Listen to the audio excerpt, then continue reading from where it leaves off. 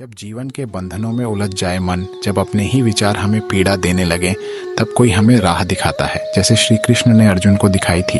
ये कहानी है उस यात्रा की, मोह से मुक्ति की। अर्जुन युद्ध भूमि पर खड़े हैं, लेकिन उनका मन विचलित है। अपने ही संबंधियों को सामने देखकर उनका मोह जाग उठा है। वह कह उठते हैं, हे केशव, मैं यह युद्ध नहीं कर सकता। अर्जुन के मन में रिश्तों का मोह इतना गहरा है कि वह धर्म और अधर्म की पहचान खो बैठते हैं। वे अपने कर्तव्य से मुंह मोड़ते हैं। यही है मोह की पहली पहचान। श्री कृष्ण अर्जुन को शांत करते हैं। वे कोई जबरदस्ती नहीं करते, बस मुस्कुराते हैं और कहते हैं, अर्जुन, तुम जो अनुभव कर रहे हो वही तो जीवन की पहली सीख है। श्री कृष्ण कहते हैं, मोह तभी होता है जब हम किसी को अपना मानने लगते हैं, जब यह भूल जाते हैं कि सब इस संसार में क्षणिक है। श्री कृष्ण समझाते हैं, तू शरीर नहीं आत्मा है। आत्मा न जन्म लेती है न मरती है।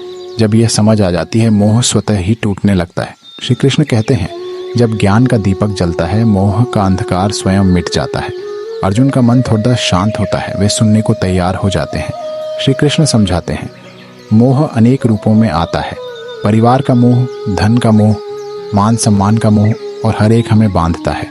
मोह से व्यक्ति निर्णय नहीं ले पाता, भ्रमित रहता है और दुख का कारण बनता है। अर्जुन अपने पूर्व निर्णय पर पश्चाताप करने लगते हैं। श्री कृष्ण कहते हैं, तू पहले स्वयं को जान। जब तू स्वयं से जुड़ेगा तभी मोह से मुक्त हो सकेगा। अर्जुन ध्यान में डूब जाते हैं। न तो तू किसी को मारता है, न कोई तुझे मार सकता है। तू शुद्ध आत्मा है। गीता का पहला मूल सूत्र अर्जुन के भीतर गूंजता है। श्री कृष्ण कहते हैं, शरीर नश्वर है, आत्मा अमर। जो इस सत्य को जान लेता है, उसका मोह अपने आप टूटने लगता है। कर्म करो, फल की चिंता मत करो। श्री कृष्ण का यह वाक्य अर्जुन के चित्त में उतरता है। मोह तब बढ़ता है जब हम फल की आशा करते हैं। श्री कृष्ण समझाते हैं, मोह और प्रेम में अंतर है। मोह बांधता है, प्रेम मुक्त करता है। प्रेम कर, पर स्वार्थ से नहीं। मोह की जड़ मैं और मेरा है। जब व्यक्ति केवल स्वयं को ही केंद्र मानता है, तभी मोह जन्म लेता है। श्री कृष्ण कहते हैं, जो घटनाएं हो रही हैं बस उन्हें देख। तू करता नहीं, केवल दृष्टा है। यही भाव मोह से मुक्ति की ओर ले जाता है।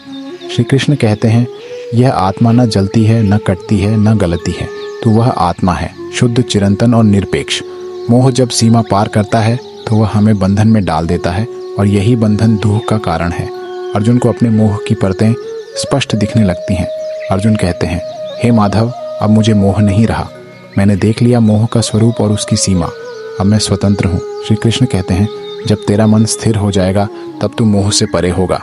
यह बुद्धियोग ही तुझे मुक्त करता है। अर्जुन की आंखें शांत हो जाती हैं। वह कहते हैं, मेरे सारे भ्रम दूर हो गए हैं। अब मैं जान गया हूँ, मोह से मुक्ति ही सच्चा धर्म है।